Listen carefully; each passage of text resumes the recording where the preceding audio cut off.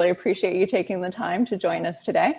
I'm Rania Nasis. I sit on the board of directors of the Society of Physician Entrepreneurs, and I also co-lead the New York chapter in the greater New York area. We're excited about this topic today as we've, within the Society of Physician Entrepreneurs, as many of you know, and welcome to those that are new and joining and hearing about us for the first time, we are focused on early stage healthcare innovation, particularly around physician entrepreneurs, but we're open to everyone who's interested in healthcare entrepreneurship. And Jeff Hausfeld will tell you a little bit more about the society in a couple of minutes.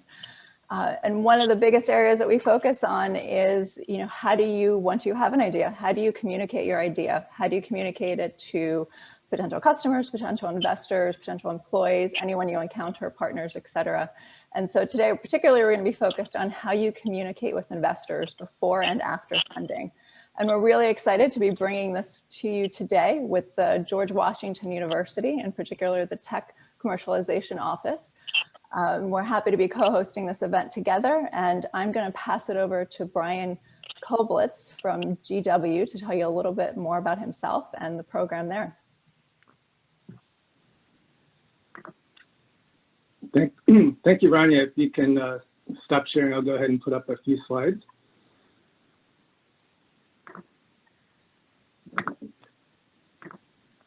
Welcome to George Washington University virtually. If you haven't had a chance to visit, it's lovely here. It's starting to snow a little bit, but we're going to keep marching right on through the workday. My job at George Washington is to manage our life science inventions. So by manage, that means that I identify them, evaluate them, and try to find business partners to which I can license the technologies. We'll develop them and eventually bring them to market. That's our end goal, is to help improve the lives of, for me, patients, either through new medical devices or therapies or software, anything that we can do to help make life better. And there are quite a wide variety of new ideas coming from George Washington, where we have about $200 million in sponsored research each year. So I strongly encourage you to reach out to us if you are in need of innovative technology. We can help you do that. We're very easy to talk with. We have a little bit more time available than some of the VCs around there. I think that due to money being a more flexible commodity than high technologies, I think that's the key there. We're always happy to talk to entrepreneurs and help make connections. And that's how, through the building of the network here, like with our partners, such as with the Society of Physician Entrepreneurs, we're able to help create new companies and bring products to market. So take a look at our website, but give us a call or email and we'll be happy to talk. Let's see if I can advance the slide here. There we go. A new service that we started this year to help connect our entrepreneurs and let you ask questions and learn is called GW Can. So this is our commercialization advising network. So you can come to this website, sign up, and it's very easy to ask for help or get help with those issues you may be having as you're starting up your new companies. And lastly, I'd like to let you know that we had a virtual showcase back in September where we presented companies from both George Washington University and Georgetown University. These were all in the medical space. And these great pitches are 10 minutes long, and they're available to watch on YouTube, on our YouTube channel, GWU TCO. With that, I'll kick it off to Jeff Hausfeld, who we're very happy to collaborate with on bringing you this webinar. Thank you, Brian, and welcome everyone. My name is Jeff Hausfeld. I'm one of the co-founders of the Society of Physician Entrepreneurs and the chairman of the board. And we are happy to bring this webinar to you today. SoPE is a global community that really promotes entrepreneurship and innovation in all aspects of healthcare. We are agnostic as to what the type of innovation you have, whether it's a health IT app, a device, a biopharmaceutical, We are here to help you understand the obstacles and the opportunities that lie ahead of you so that you can eventually commercialize your innovation. We have over 30,000 LinkedIn members and about 30 chapters worldwide. And we're happy to be here today with George Washington University. I am an associate professor of surgery at GW, and I've been so since the 1980s. And this is really the first time that SoPE and GW has had a formal collaboration, and I hope it's the first of many. But today we have a very exciting program. We're going to talk about how to communicate to investors before you get the money and after you get the money, and what that pitch involves. And we're going to hear from a panel that has lots of experience in teaching this, in understanding this, in actualizing this, so that they will share their experience with all of you today, and we'll have plenty of time to ask some very pertinent questions at the end. So my first panelist is Jonathan Draluck. He is an Associate General Counsel at Cognizant. Jonathan, I'll let you do the rest of the introduction and take it away. Thanks, Dr. H. Hi, everybody. I've spent 8 years in executive positions within startups to see an inside view, and a dozen years at law firms representing startups. And for the last 10 years, coaching startup pitching, something that I seem to have a knack with. I helped a lot of companies raise a lot of money. Next slide, please. One of the important things when you pitch is to be excited and get your audience excited quickly, to be impassioned, show what you have that's great. This calculus may not exactly apply if we're talking about drug discovery, but there still has to be greatness to your story. It's great that you have a meticulous path to success, or that you know what you need to do to validate. But a succinct rendition of what you have and what you plan to do with it is critical. Next slide, please. There's a number of ways to get your audience excited. These days, there's so much attention on the medical and healthcare fields.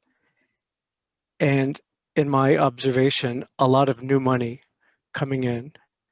Founders should not underestimate the opportunity to educate relative laypersons, meaning that don't understand medicine or technology so well, and teach them something. Even if it's complicated, if you manage to get them to understand a complex principle, you will, in effect, be creating a veritable expert that is going to broadcast this excitement and pair it for anybody else to hear.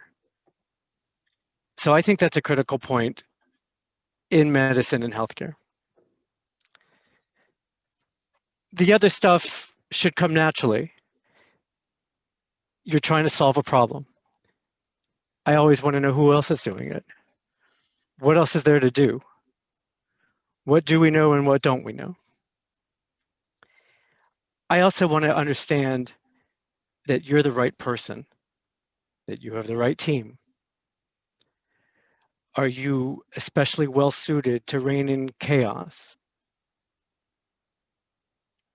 Do you have a talent for efficient operations? Do you have the IP? Are you holding an exclusive license from the likes of the GW Technology Licensing Office?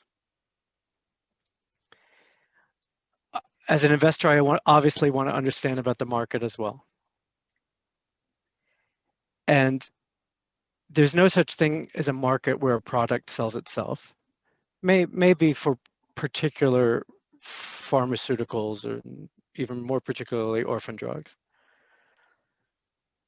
But I always want to hear a nuanced version of how you get it to which low-hanging fruit in a market. if you're selling warmers to go inside gloves, it's not a market of however many billion people are on Earth, or a slightly smaller subset of those that are in cold enough climates to wear gloves. It's the ones to whom you can get it easily enough, where the elasticity of demand is flat enough. In other words, I want a nice articulation of why you can approach a market successfully, and it ain't going to be in the billions. Importantly, slides seem to be part and parcel of a pitch. And I see this mistake all the time. You have two opportunities to speak to investors. You have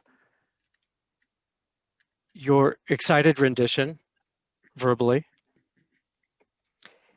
and you have slides. If they're too busy, they're useless.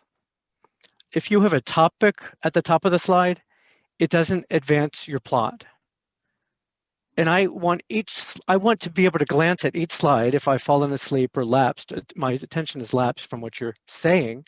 I want to read at the top of the slide to know that you are the first to market. You are the best in class. You will have return on investment in 9 months. In other words, the succinct telling of the story at the top of each slide. Next slide, please. Probably the most important thing to show investors is that you understand what's going on. If you think you have nothing or not much, you need to turn that around. Talk about what you do have, what you have done, even in baby steps. Do you have a license? Has some customer validated? Have you signed an NDA with some prominent customer? Do you have a board of advisors that brings credibility in a particular field?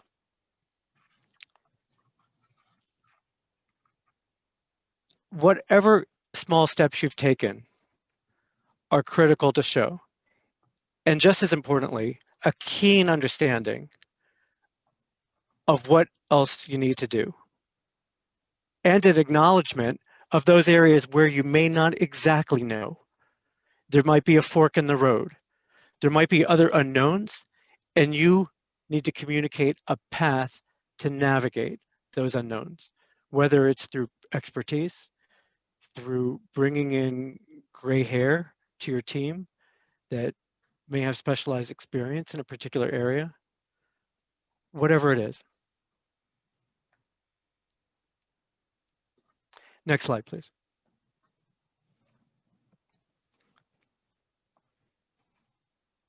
When you start asking for money, this is when you really start to mix it up with your audience, to get personal. I would think of it as beginning a conversation. You want to gauge how your listeners can help you. You want to show enough understanding that if they dole out cash to you, you know exactly what you're going to do and how to get the biggest bang for the buck. Whatever your projections,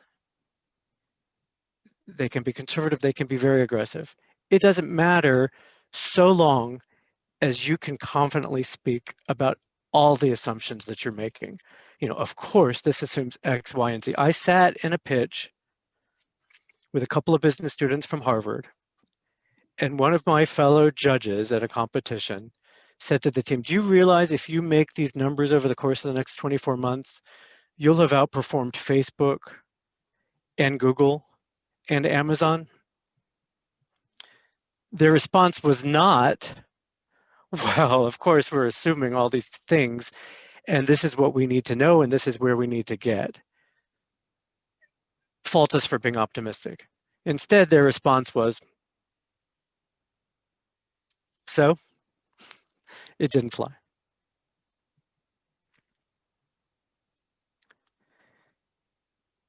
Next slide, please.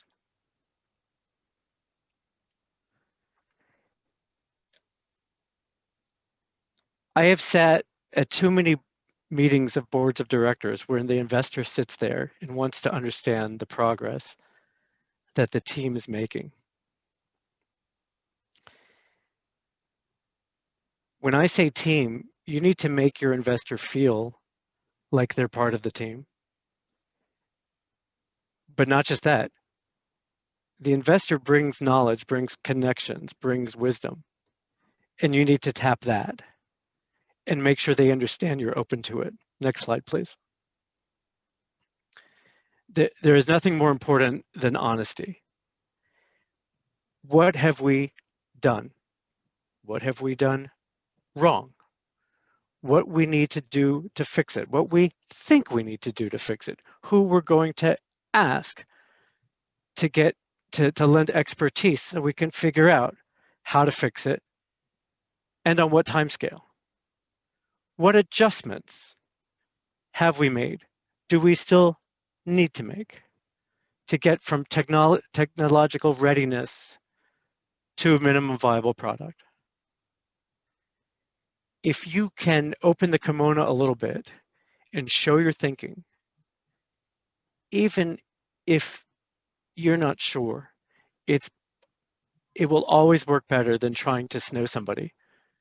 Somebody who is smart enough to believe in you is unlikely to be snowed in any case. So those are my thoughts, and I'll be eager to hear more questions as well. Thank you. Next slide. Thank you, Jonathan. Appreciate that. That's great. So our next speaker, I thought we should have someone that is a little tangential to the medical and life science world, in that this is a person who does communication as a living. Margaret Watts Romney is a leadership communication coach. She has coached many people that have done TED Talks, both in medicine as well as other sectors. And I thought it would be interesting for all of us in healthcare and life sciences to hear what someone outside of our specific region thinks of how we talk to investors, what works, what doesn't work, what are the best practices. Margaret, a pleasure to have you here today. And it's a pleasure to be here. Thank you so much for inviting me. I have to say, I love working with you guys. I have a title for you. I call you sudden leaders. People like you who have an idea you want to share. This might not have been the exact path you'd imagined for yourself 10, 20, 30 years ago, but here you are with something you want to put out into the world, something you want to innovate, create, bring a vision, and you know there's people waiting and watching for you to bring it forward. So I love working with you, and I'm really excited to be here today. So what I'm going to be doing is bringing you some ideas about presenting, whether it's in that official formal pitch situation, or just like Jonathan said, when you're educating whoever it is you're speaking to. I've got some ideas. I'm bringing you from my background with studies with the Neuro Leadership Institute and coaching speakers at 12 different TEDx events. Really, when you are speaking, there's really only 3 tools that you have, that we all have available to us. And that is our mindset, or in other words, our feeling inside, our attitude about our speaking, our content, the words we're actually saying, the story that we're telling, and then our delivery, our facial expressions, our body language, our tone of voice. This is everything we've got. So today what I'm going to do is go just for a second, just a little few minutes in each area, talk about some brain and neurology things that are a factor, and then a specific thing that you can put into action now to help you with each of these 3 areas. So first of all, let's talk about mindset.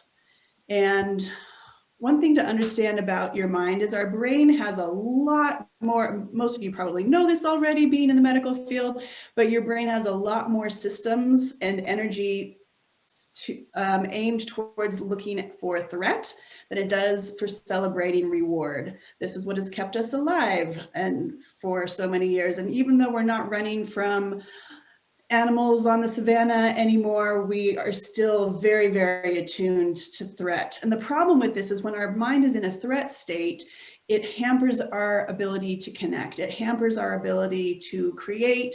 It hampers our ability to communicate. So one thing that's important is for us to focus on the reward, focus on your toward. Why are you doing what you are doing? I really appreciated what Jonathan said earlier about being excited about what you're doing and really aiming towards that. I had a client who was at a pitch competition, and she hated pitching. She actually lost her lunch numerous times before going into actual pitch sessions. And she had was about to travel across the country to yet another pitch contest. And she's like, I can't do this anymore. And we sat down and kind of talked about the story. Why are you doing this? Why have you, given up hours with your family? Why have you sacrificed so much of your money and time for this? And she told me about what she pictured.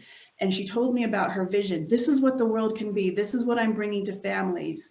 Her product was a special kind of photo album. And she told me about her ideas of families coming together and having these memories. And I said, that's what you need to think about when you're there. Let go of your ideas about, what are they saying? What is this person saying? I think they might be, they are going to catch me up on this. Bring in that energy. What is your toward state? And bring in your listeners with you. One thing for you to do with this, write it down. Get really, really clear about what you see you want to create. What does the world look like? And also you can get specific about your toward state in a pitch. If you have a specific pitch coming up that you are anxious about, what are you going to feel? What are you going to feel like when you walk into the room? What do you want to experience? What do you want the audience to take away at the end? Getting really specific about your vision makes your brain much more focused on that toward state, which helps alleviate some of the pressure from the threat that you might feel. And at the end, I have a handout that has a lot of questions to help guide you to your toward, and I will post that on the Slack channel. And we'll talk about, Jeff, you can tell me where it's best to post that, but I'll have it there afterwards. Next, let's talk about your content briefly. So this is really tricky, especially for you guys when you are educating. There's so much information that you have. There's so much that you've learned. There's so much to share, but your listeners, their memory is limited. And frankly, we just dump out what our brains can't hold. That's what we do every night when we sleep, is we luckily do not remember every single sock that we put on and breakfast that we've eaten over our whole lives. Our brains get rid of that. But how can you, when you're speaking, when you're pitching, make that impression, be memorable? There's a concept in learning called serial positioning, and that is we really strongly remember what is said first, and we really strongly remember what is said last. An example of how some of my students have used this is I was working earlier a few months ago virtually on an event for some CU Boulder faculty, and they were sharing about the research that they had done. And they had such an urge, very first thing in their pitch, in their stories, to say, this is who I am, this is the research, these are my citations, this is my thesis. And for this event, at least, it was appropriate to just scrap all that and start off with a story. Start off, this is why I want you to know about this. This is how I want you to care. And to give you an example of it, I'm going to just share, you can even tell just from the first 20 seconds of this faculty's presentation that she really focused on how she was connecting with the audience.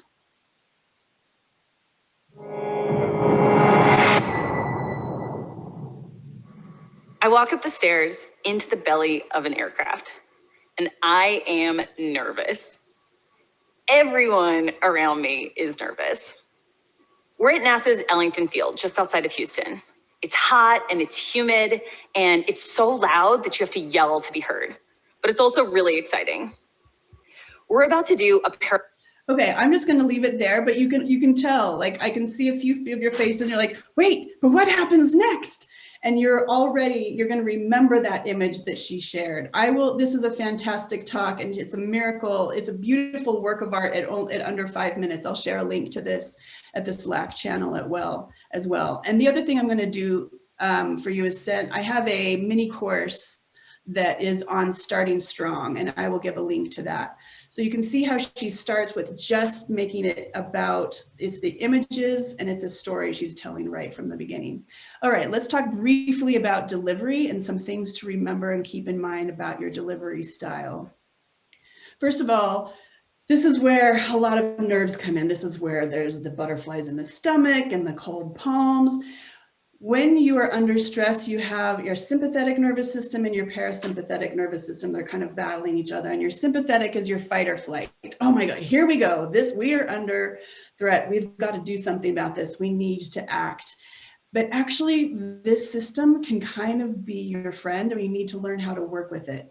So a few years ago at TEDx Boulder, backstage, I was the kind of like the mama bear backstage with the speakers before they went out. And this woman, her name is Laura Hockenberry. She'd never spoken in public before. And she's about to go out, sold out crowd, 2,200 people. And I say, Laura, how are you doing?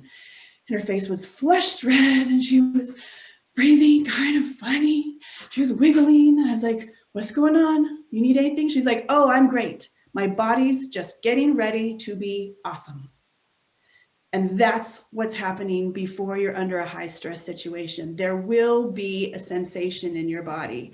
Simon Sinek also played around with this idea. He went and interviewed a bunch of Olympic athletes before they performed, before they competed. He said, how are you feeling? How are you feeling? How are you feeling? And to one, they said, I'm excited, I'm excited, I'm excited. So understanding that part of those sensations are just normal and natural, and part of your body getting ready to be awesome. So you can give that energy, so you can give that excitement. When they do feel a little overwhelming, you can help calm them down and get kind of back in balance with your sympathetic and parasympathetic nervous systems by shaking, by moving, and by doing some deep breathing, which I'm sure you've all heard many times, but it really actually works. So there you go. There are some tips for you of 3 things you can put into action with your mindset, your content, and your delivery. And like I said, I'll put a personal speaking analysis at the Slack channel so you can all kind of delve into your own speaking and learn some more things about it there. Thanks. That was great, Margaret. And we got a lot of excellent comments from the attendees as well. A lot of questions about the Slack channel. You know that, before COVID, one of the benefits of SoPE is that we had in-person meetings at our local chapters. But since COVID, we have resorted to using a Zoom platform in order to continue our educational programs. So in order to enhance our ability to communicate with each other, we've created the Slack channel for members of SoPE. I'll let Rania tell you a little bit of that when we have finished with the presentations, because I want John to have his chance to talk to the group as well. So many of you know that it's difficult to go out and speak to investors to get them to put money up into your venture. But what if this was your business? Your business was to go out and solicit investors on someone's behalf. So that's what John does. John Bradley is one of the managers at Torreya. Torreya is an investment bank with offices all over the US and I believe Europe as well. And John's job is to help companies, not seed stage companies, but somewhat beyond seed stage companies, go out and seek investments from either family offices or institutional investors who will then, look at due diligence and either invest or not invest in your company. So I thought it would be good to have someone who does this as a profession to tell us what are the tricks of his trade. And not only does he have to go out and solicit the investor's interest, but then he has to be able to coach us in order to seal the deal. So John, it's a pleasure to have you here with us today. Please share your wisdom with us.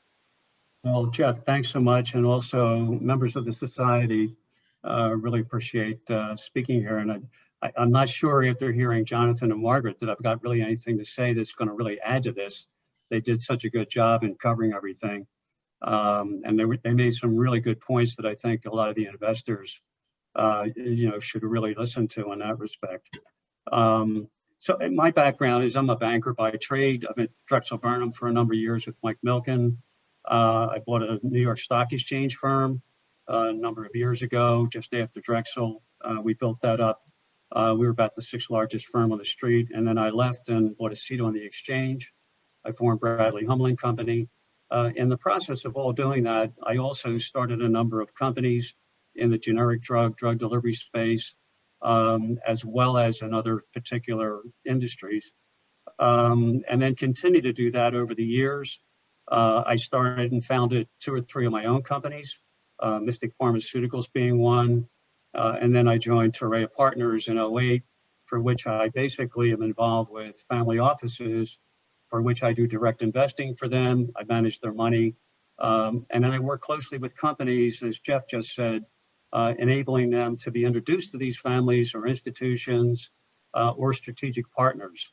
So in that vein, you sort of over the years come up with some ideas as to what you really want to look at in terms of a company that's getting started and how you can move it forward with the investor. So I trade off about 5 different items that I look at: who you are, what you do, how you do it, where you're going, and how you're going to get there. And when you have those kinds of, if you will, objectives in mind, you want to really get into a point where you want to keep into the who you are story. You want to basically keep things simple, but you want to give a play as to the history, the management, your business background, so that people understand that you're experienced, you're knowledgeable about your product. You want to be sure to have a board of directors and advisors that complement what you're doing and have a broad understanding of the markets as well as your company. They can be active or passive, but you want to be sure that these are knowledgeable people and that they're going to embrace what your ideas are as relates to your company and where you're going. Then you want to get into, what you do. And in terms of that, that comes into your product, your technology, a description of the business. You want to keep it simple.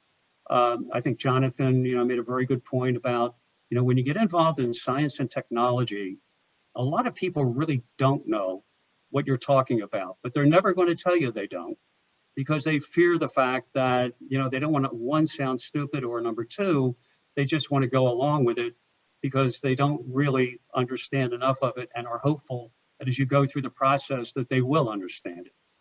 I wouldn't use acronyms because acronyms have a tendency to, well, I know what that means, but the audience probably doesn't, but you give them the credit that they do. So you want to be sure that they understand everything you're saying, and acronyms have a tendency really to move you away from that. And then you want to get into how you do this. How do you operate your business? What is it that differentiates you from everybody else, the competition, what your patents are involved with in terms of their differentiating, and who are the people behind the science? All too often, a lot of people just have one person doing a presentation. And what you really want is you want them to know there's a team and that the team operates together, and that your science, your technology has been created by people who have real credentials and are people that you all work together as a team, and there's more confidence on the investor's part to know that it's a team effort to get this done, and it gives them confidence in relation to what they're doing. So that's something that I think that people, would better understand. Then you have to figure out where you're going. And, a lot of people will explain who they are and what they're doing, but they don't describe where you're going to go. So you want to describe those goals that you've got for both the present and the future, and how you see your company involved in the present and the competitive landscape, and how you see yourselves developing into the future, and why, if you say that I'm going to be a particular billion-dollar company, why you're going to be there and how you're going to get there. So these are things that when people hear that you're going to be a billion-dollar company, you want to be sure that you have addressed that and can show them that you can be that. Not that everyone will. And there has to be something in that these people are going to understand. So you don't want to oversell. You want to keep your expectations in line with your goals, and you want these people to understand that. which brings you into the point of, how we're going to get there. So that really is part of going to reach those goals and explaining it to people so that they understand that. The more people understand about how you're going to get there, the better they're going to be aligned with you as you move forward. And you always want to be cognizant of the markets, both private, public, bond markets, et cetera. They're the very thing that are going to be able to continue to fund your business as you move forward.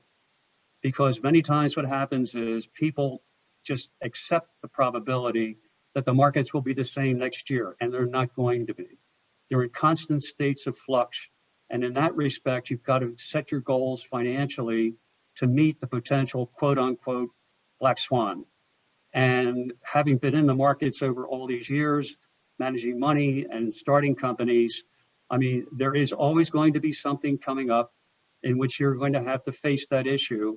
So you want to be sure your planning for the financial future is such that those goals are protected with those financings.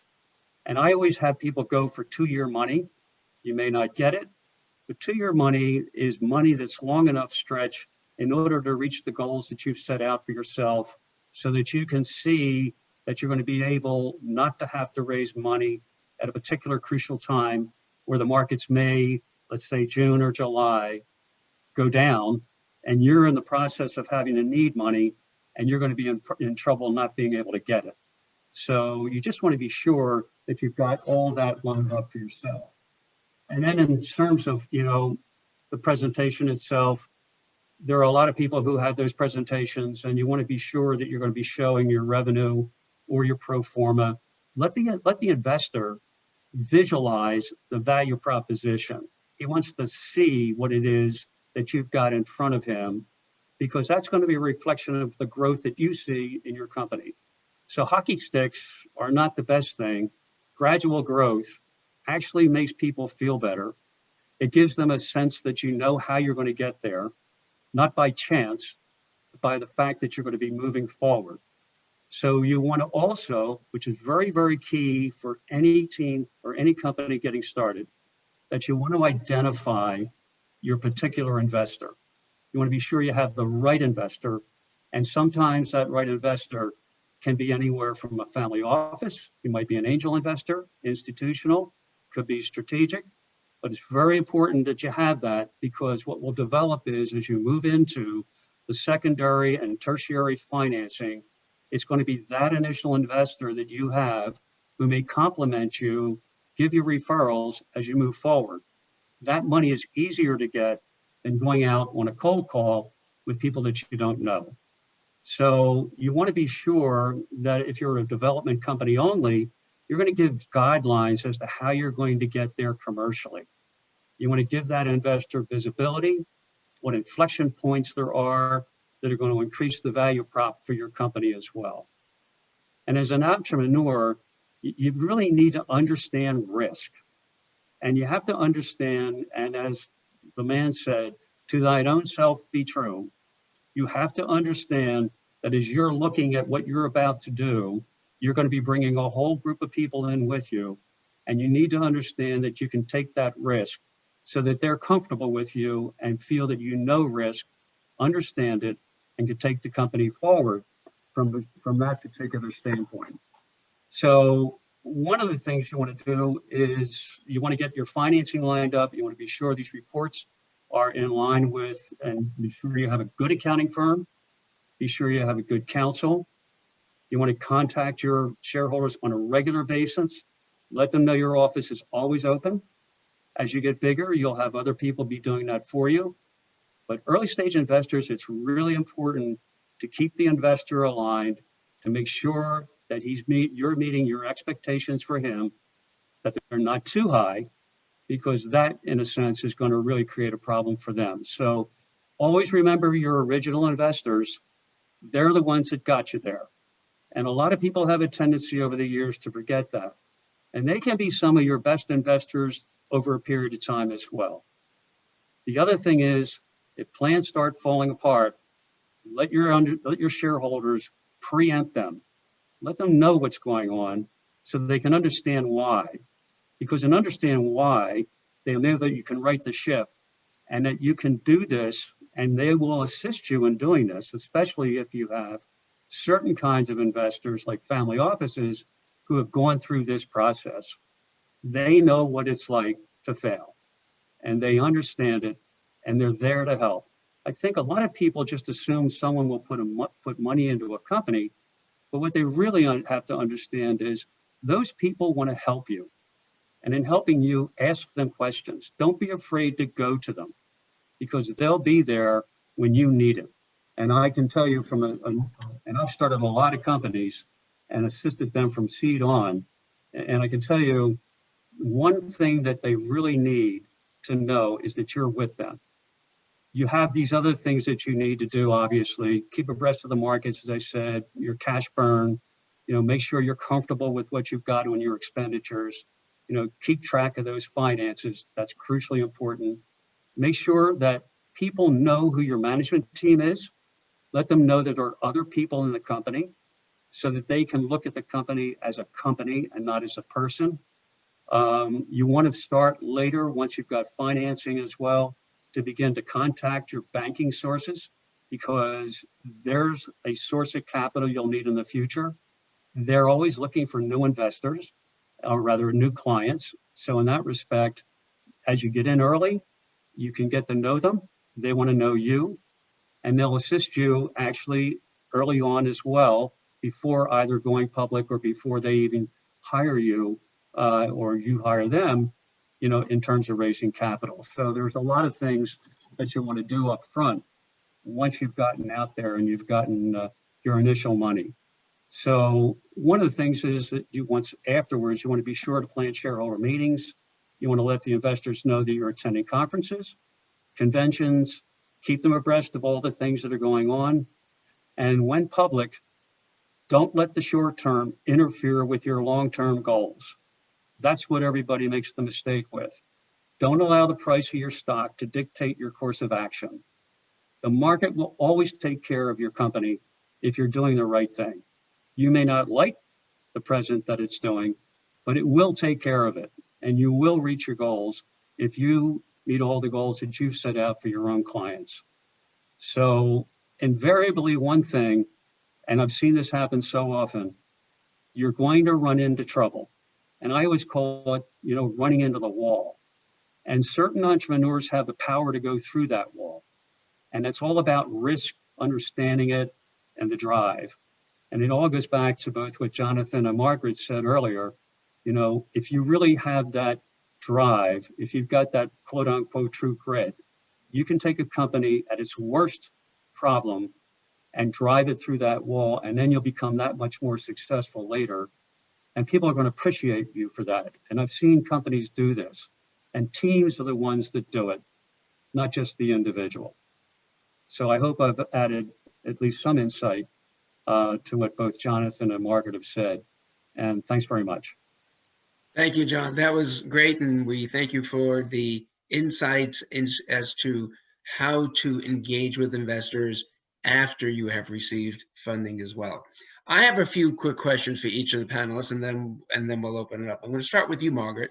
Margaret, give us an example of the best and the worst pitch you have experienced, and what we should do to either grab that opportunity or never to do that again. Oh, I love this question. The worst pitch I saw was when someone tried to cram into their 7 minutes every detail that they knew, every detail of their company, every detail that they'd learned, everything that it was just too much. It was a fire hose. It was slides with 20 bullet points and 5 cents. Like, you just, at the end, you're like, I have no idea what just happened. The best was, I can even tell you the story still. It was a pitch 2 or 3 years ago of a company that had a device to help firefighters when they were in the field with communication. And the storytelling arc was so beautiful because it made the investor a hero by investing in the company and supporting the heroes out there. And it's gorgeous. Great. Thank you, Margaret. Jonathan, we have to present to many different types of investors. how do you basically change your pitch to your audience?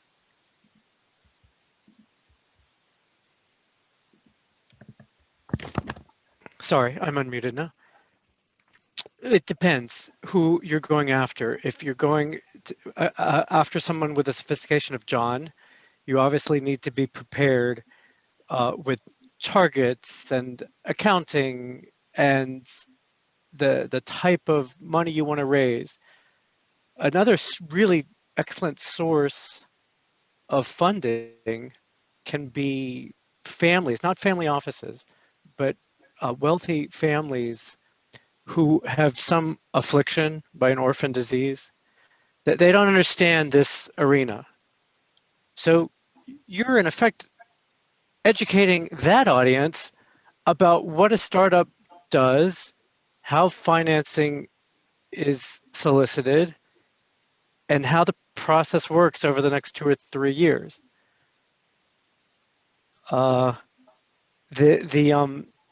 And then, as John mentioned, the new investor may not understand acronyms, technology, or medical specific information that you should, of course, never assume they understand. And you should walk right through it. Any sophisticated scientist or technologist will be impressed that you've explained it nicely in layperson language, even if it's beneath them. Yeah, I agree. I mean, I find that when I'm out pitching for BioFactura, there are 4 or 5 different decks that I have for the different types of investors that I'll engage. And you have to basically monitor what you're saying so that it'll be well received by your audience. John, you mentioned the markets and the market conditions. What do you think of the markets today and over the next year as we come out of the pandemic?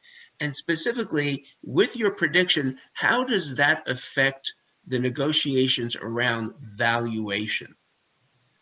Well, I mean, I don't think I'm saying anything that anybody hasn't heard even recently. I mean, you know, you've got a for a better word, a casino market running for you right now. A lot of people may disagree with me on that, but you know, I've managed money for 35 years, and I can tell you, it's the kind of a market that makes everybody a little bit nervous. And when you talk to people, you've got people at home, people are taking you know, cracks at the market through Robinhood, et cetera. There are some really good, if you will, industries out there that have been really just shackled because of what's happened to COVID. You're going to have opportunities there. The market will always give you an opportunity. It doesn't matter what the market is. I ran through the 60s and 70s, and I can tell you there were some markets there that, you know, you just wish the hell you were never in the business. And so it's one of those things where you just shake your head. But if you just stick to what you're doing, that's great. But today's markets, you have to be very careful. So if I'm a company, I'm going out to raise capital, I have to be very, very understanding that people are looking at the market with one eye because there's a lot of volatility there. But there's a lot of liquidity in it. So they are very careful about how they're going to be putting their money and allocating it. On the other hand, moving over to the private market, you have a situation where there is no pricing. There's nothing there except for the valuation you're placing on your company. I think there's a great story, and I hope I don't belabor this, but in 1987, I had my own firm, and it was Black Monday on the day of the crash. And I had always run public-private in my portfolios. And what was interesting about that week, or if you will, that day, when people were calling, I was talking to them. The interesting thing about it was those who owned the private companies never asked a question. It was only those in the public markets. So what was happening was people had already had a defined understanding of their value for the company in the private market. They weren't concerned about it. And when you consider that particular day was the worst day the market's ever had in its history, it was kind of an enlightening point for me, because I realized that over here in the public markets, they were watching their prices decline precipitously, you know, which was having a great impact on their financial. But today you've got, I think, you know, a lot of things that are overpriced. You have other industries that have taken a big hit. I think as we move forward, you're going to have the political aspects to it. COVID being what it is the vaccine going to work effectively? Is it going to have impact on what people are going to be able to do over the next 6 months? What's going to happen after that? I think the Fed has just made this, a candy store for everybody. So you've got low rates, you've got the ability to be able to finance anything you want through the debt markets. So there's an awful lot of, if you will, things going on, a lot of balls in the air. I think you've got to be very careful, not be afraid to have some cash, look for the opportunities when they come about, and they will over the next 6-9 months, and to take advantage of them, because you really have to think long term. If you're a day trader, that's one thing. But if you're an investor, and as a company, you need to look at what's going on there, because if the market dries up, you are not going to be able to get as much capital as you like. Your valuation won't be there, and you may not get any money at all, depending upon your development stage. So you really need to be careful. If you're out looking for money now, take whatever it is.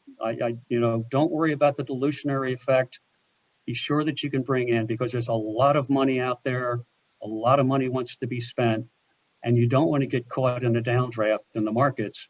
And if you do, you're not going to be able to get back in again. So, it's as the man said, there are good times and bad times. And, we happen to be in all of them right now. But it's a fascinating market, truly fascinating. Very good. Thank you, John. Rania, I'm going to hand it to you so we can go through some of the questions from the audience, and you can talk about the Slack channel. Sure, I'll talk about the Slack channel so I don't forget. So as Jeff mentioned, because of COVID, we can't do in-person events, which were our main way of networking through SoPE, who are all our individual chapters. So we did a trial run with 3 chapters in Slack, starting I think about a month ago, and we'll actually be rolling out organization-wide next week. It's a members only feature. So if you're a SoPE member, keep an eye out in your inbox. If you're not a SoPE member, now's the time to join at soapnet.org. And then hopefully we'll be able to make connections and continue the conversations there. And I think one of the advantages of being on Slack is that before you're pretty much limited to your chapter, networking within your chapter, whereas now you'll be able to network with SoPE members all across the country and all across the world, and including some of our speakers who are SoPE members as well too.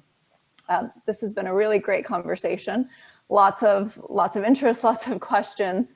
One question I have for the panelists, and maybe Jonathan, we'll start with you, is, when you want to build rapport with investors, and when you're pitching before the money comes in, it's paint the rosiest picture possible. Everything's wonderful, right? You don't really want to talk about the negatives. However, once the money comes in, you really want to take advantage of the experience that your investors have and their advice and their ability to help you. So how to transition from the really, really rosy picture to reality and sort of opening the kimono and saying, okay, this is where we are. These are where our challenges are. How can you help, without potentially having a negative impact on that relationship? Because a lot of entrepreneurs worry about sharing anything negative with investors. Right. So it's a big mistake to paint only a rosy picture. And I think, frankly, one of the best ways to begin an early rapport with an investor that you're facing during a pitch that you don't know is to level with them. If they ask a question, the answer, don't be a know-it-all. The answer can be, I don't know. This is what I think. This is why. This is how I'm going to find out the answer. And try to engage them in a way that they can contribute. And the chances are that's why they asked the question in the first place. If you set up this parallel channel that you're open for input, that there will be stumbling blocks, but you have the wherewithal, you have the confidence, you have the wisdom, you're smart enough, if you don't know the answer, to go to where you can go to figure out the answer. And that kind of dialogue shouldn't stop. It should have begun at the very beginning, and it won't hit an investor in the face later who's all of a sudden shocked. I mean, it's in nobody's interest for the investor to be surprised later. Great. And John, a question for you. I mean, anytime we have an event about raising money from investors, a question that always comes up, particularly with first-time entrepreneurs, is how do you do that first outreach to investors? Obviously warm intros are the best way to reach an investor, but if you're going to do cold outreach, what are the best tips for how you actually reach out, how you start to kind of open that conversation so that you can eventually get to the pitch? And I think I can see Jeff smile, and I know that he and I get a lot of times email blasts with the pitch deck and everything from someone we've never heard of, which is oftentimes not the best approach. So John, what advice do you have for entrepreneurs? Well, obviously, the first people you go to are, friends of the family, et cetera. But, then reaching out after that and being able to find someone whom you think might be interested, I think you really want to go to somebody who has those kinds of contacts. I think a lot of people waste time by going around and trying to contact people that they think they know who might make an investment. I think you want to find someone who knows people that can get you those contacts. It cuts down on the time frame. And a lot of problems with people is they really get down, depressed because no one's listening to what they have to say.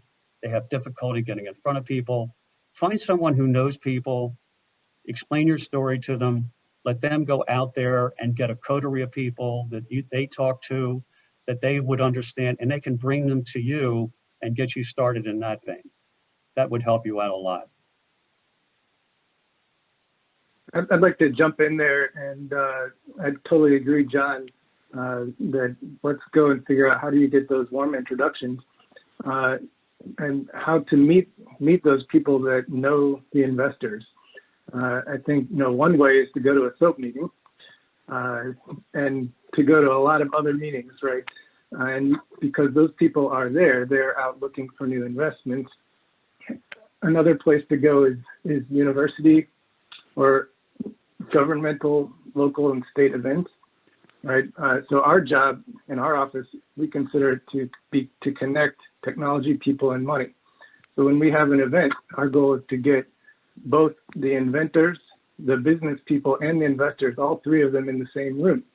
So if you're an entrepreneur and you're hoping to meet investors and you're in that room, you're in the right place, right? So you need to figure out where there are other situations to get in that spot and make those connections and be prepared with a 10-second, one sentence introduction of what it is that you're doing and what are you looking for. I want to go ahead and follow up on some of the points Jonathan was making about the timing of making these connections with the venture capitalists. And it seems that this is something that you can do very early as long as you're as prepared as you can be, right? And hopefully you're learning from this contact. If it's not the right time for that person to invest, you'll at least learn, when will be the right time. So when you hit that milestone, you can get back in touch with them, right? As far as when this business is based on university IP, should they be talking to investors before or after they have an option or a license to the IP, or does it matter, Jonathan?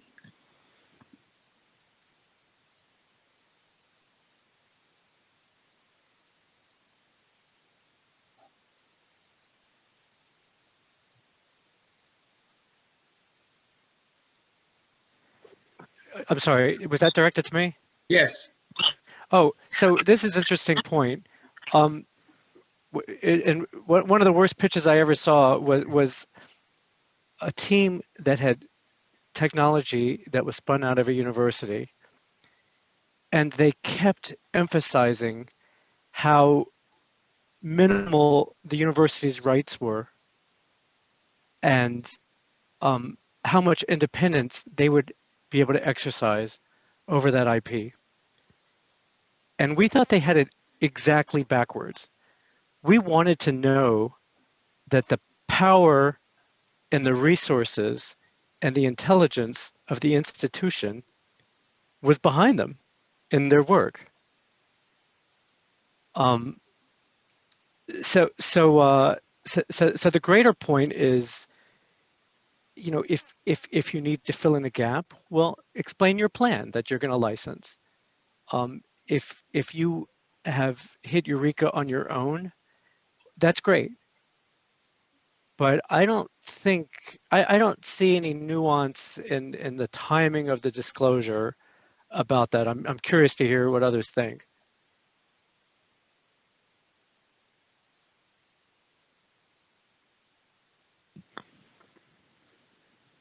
Well, I'm happy to hear that, and I would advise, the companies that are interested in licensing that they should always go and start talking to people, because that's how you learn things, right? And maybe they don't have the ability to commit to the resources or whatever it is that's needed, whether it be for an option or a license yet. You're going to have to take a little bit of time and a little bit of money at that point to go and invest there. Maybe they want to feel out, what kind of investments they can get. And I would encourage them to do that. But probably before the investor puts money in, then they're going to want to, have that deal done. And we'd be happy to help them do that. So making the appropriate amount of commitment, that you need to move forward, I would say, is the thing to do. Another question along those lines is whether if you're a university inventor and you want to start a company, do you need to have an experienced entrepreneur on the team already, or should you start talking to those investors, and maybe the investors know somebody that they would see as a fit for your team? John, would you take a university professor to an investor without having a business management team aside that person? Probably not. It's interesting because, and I don't want to mention any names, but part of the problems over the years has been that, people like a team. They like to know that there's a management involved. The inventor, or if you will, the scientist. I mean, I know everybody's heard the story about, you don't want to bring them into the room because they could just talk you out of the room and take up all the oxygen. And the other thing is that, they don't necessarily have, quote unquote, which I don't believe, the business acumen to put this together and drive it through and do the things you need to do. But again, I go back to the fact that, you really need a team. But I've had scientists who have a company where there were just two of them, and they came out of a university in Pennsylvania who were making a presentation. And the problem with the presentation was I couldn't understand what they were going to do with the technology, because I couldn't understand what the business plan was. Although when I looked at the technology, I thought, wow, this is really good stuff, but how are you going to get this thing moving? And it's something that people wear every day today, which is kind of interesting. They invented this. But if you had been there in those first few meetings, you would have, just walked out the door and just wondered how the hell they were ever going to get their money. But by the same token, they did. They went out, they got proper management, they put this together. It became a wonderful company. They were great guys. And as they began to move forward, they were making presentations because they suddenly realized what they had to do to complement the management team.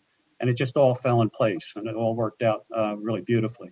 Right. I would add one footnote there, if I could, please. The one cautionary note, yeah, you should have a team. Your entrepreneur should be smart enough to know what she or he knows and what she or he doesn't know. The one cautionary note is this. I have seen specialists or young people bring in like a seasoned entrepreneur, and the risk for me is, please forgive me for saying this, but the risk for me is that the person comes off as selling the fact that they're a serial entrepreneur, and even a little bit slick. And if I can see that they're really an embedded part of the team, well, that makes a huge difference. But if they've been parachuted in for this purpose to deliver the business plan and to try to bring confidence of the business smarts, I can see right through it. It doesn't work for me. All right, so it's all about how you tell your story and how you build your team.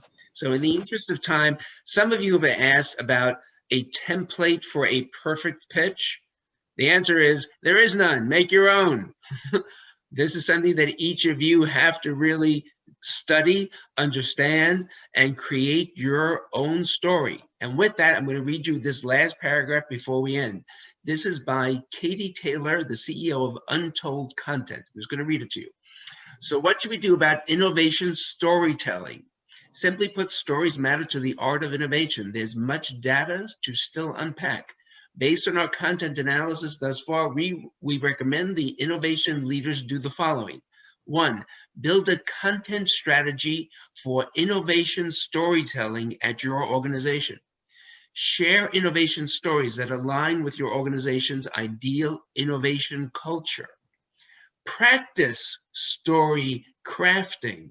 Be iterative and adaptive to feedback and experimentation. Document and amplify innovation stories at the individual, team, and company levels. And train your people in innovation storytelling. Bring more visibility for the strategies and techniques available to support them in communicating their innovations effectively. There is an art and science to innovation storytelling. Our vision is that storytelling will no longer be perceived as a mystical or unempirical aspect of innovation, but rather an art form supported by evidence-based practices that is taught and discussed openly. So I hope with that, you have all learned a little bit about how to pitch to investors, how to make your pitch perfect, both before and after you have gotten that investment, and how to create the kind of story that each of you will be proud of. I thank you to all my panelists. I thank you to my co-hosts, Rania and Brian. It was a great hour of speaking and sharing information. Thank you to all the attendees, and we hope to bring you another SoPE GW webinar in the near future. Thanks, everyone.